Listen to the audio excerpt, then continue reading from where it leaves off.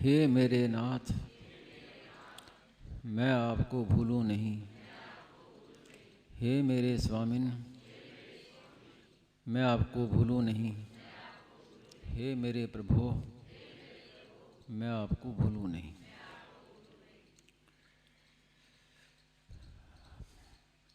प्रातः जो एक निष्ठा की बात चली थी, तो मेरे विचार से तो बात पूरी सुबह मैंने कही दी थी। अब क्या कहूँ, कोई विशेष मन में कहने की आई नहीं। हम अपने शास्त्रों को देखें, पुराणों को देखें, तो सब जगह ही एक ही बात मिलेगी, एक निष्ठा की बात। वेद व्यास जी को स्वामी जी ने आदर्श माना। वेद व्यास जी ने ही पुराणों की रचना की, तो उसमें शिव पुराण लिखा, तो उसमें शिव जी की महिमा सबसे ऊंचे, शिव से बढ़कर कुछ नहीं। भागवत, ब्रह्म वैवर्त पुराण, इसमें भगवान श्री कृष्ण को सर्वोपरि कह दिया, इससे बढ़कर कुछ नहीं। देवी भागवत में देवी की महिमा, गणेश पुराण में गणेश जी की। तो ये लेखक एक ही, उसके रचयिता एक ही है, रचयिता वेद व्यास जी। तो इसके पीछे रहस्य यही था कि आप जिस इष्ट को मान लो, चाहे शिव को मानो, चाहे कृष्ण को मानो, राम को मानो, उससे बढ़कर किसी को मत मानो, वही सबसे मुख्य है। अगर आपका इष्ट राम है और भीतर में आप अन्य रूपों को भी श्रेष्ठ मानते हैं, तो फिर वो उपासना में देरी लगेगी, दोष आएगा। कोई राम को उपासक है तो फिर वो राम को ही सबसे बढ़कर माने, फिर चाहे कृष्ण ब्रह्म वैवर्त पुराण पढ़े, चाहे शिव पुराण पढ़े, तो यही देखे कि ये सब हमारे राम जी हैं, सब राम के रूप है। जो शिव जी को उपासक है वो ये माने कि सबसे बढ़कर शिव जी हैं, शंकर से बढ़कर कोई नहीं है, और बाकी जितने हैं रूप ये सब हमारे शंकर के ही रूप है। तो तब वो साधना सफल होगी। अगर मन में ये भाव रहेगा कि इष्ट से बढ़कर भी कोई दूसरा है, तो उसमें बाधा लगेगी। और एक निष्ठा का सबसे बढ़िया उदाहरण मिला रामायण में पार्वती जी का। पार्वती जी ने संत नारद जी से जो सुन लिया, संत वचन में इतनी श्रद्धा कि तजहु न नारद कर उपदेशु, आप कहे सत बार महेशु। साक्षात भगवान भी आकर 100 बार कहें कि नहीं तुमने ये संत वचन ये गलत है, गलत है, तो नहीं, जो नारद जी ने कह दिया मैं उसी को मानूंगी। ये एक निष्ठा का बड़ा अच्छा उदाहरण है।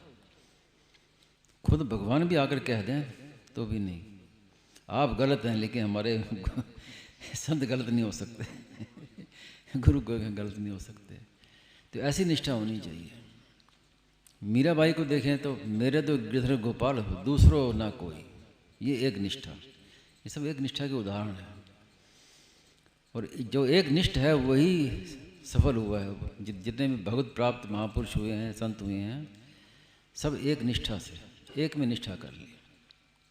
स्वामी महाराज ने अपना उदाहरण बताया भी, सेठ जी के पास आए तो अब मन में एक निष्ठा होगी, अब सेठ जी जैसा कहेंगे वैसे ही मुझे करना, अब कहीं जाना नहीं है, किसी को कहीं आना जाना कुछ नहीं। एक दो बार स्वामी जी के वहाँ प्रतिकूलता आई, वो सब कोई बातें कहने की नहीं है। 2 ऐसी प्रतिकूलता आई कि स्वामी जी के ने कहा कि रात को नींद नहीं आई। जीवन में पहली बार ऐसे महाराज ने कहा, एक बार ऐसे हुआ नींद नहीं आई, तो मन में आया कि यहाँ से चले जाए। और फिर सोचा कि यहाँ से जाऊँगा तो जाऊँगा कहाँ, कि इससे बढ़िया स्थान फिर और कहीं मिलेगा नहीं। तो ऐसा समझ के फिर वहीं रह गए। तो प्रतिकूलता स्वामी जी ने, कोई अनुकूलता नहीं सही है, महाराज जी बताया करते थे बहुत प्रतिकूलता सही है।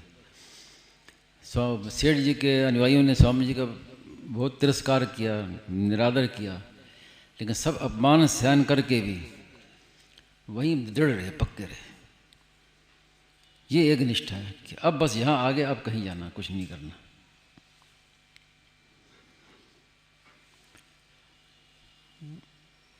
एक बात ऐसे याद आ कि स्वामी जी महाराज ने एक बार कहा मुझे कि संत के पास रहना ये ब्रह्मलोक निवास है, ब्रह्मलोक में रहना। संत का सानिध्य है, ये ब्रह्मलोक है। कैसे कि ब्रह्मलोक में दो प्रकार के पुरुष जाते हैं, एक तो जो मुक्त होने वाले और एक फिर वापस जन्म मरण में आने वाले, दो प्रकार के जाते हैं। तो ऐसे संत के पास भी ये संत भी ब्रह्मलोक ही हैं। एक तो संत की बात अन्य एक निष्ठा करके मुक्त हो जाएगा, एक फिर वापस वहीं का वहीं वापस ब्रह्मलोक में वापस है। तो जैसे महाराज ने कहना कि कभी कहाँ गए, कभी किसको पकड़ा, कभी कहाँ गए, तो उसमें नुकसान तो नहीं होगा लेकिन देरी लग जाएगी और जन्म आगे और लेने पड़ेंगे। तो जिस सिद्धांत को, जिस बात को पकड़े, एक को ही पकड़े, एक ही संत की पुस्तकें, एक ही नाम, एक ही ध्यान, एक को ही, उसको बदले नहीं, तो एक में भी शक्ति आती है।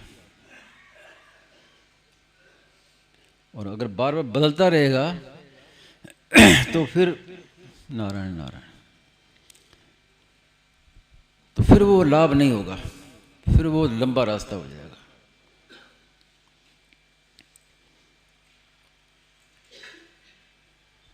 तो इसमें अब और क्या बताएं, कोई किसी का प्रश्न हो तो बात हो रह जाएगी, बाकी तो सभी बातें कई कहीं हैं, अभी भी बात हो एक निष्ठा की बात, दृढ़ता हो जाए एक में।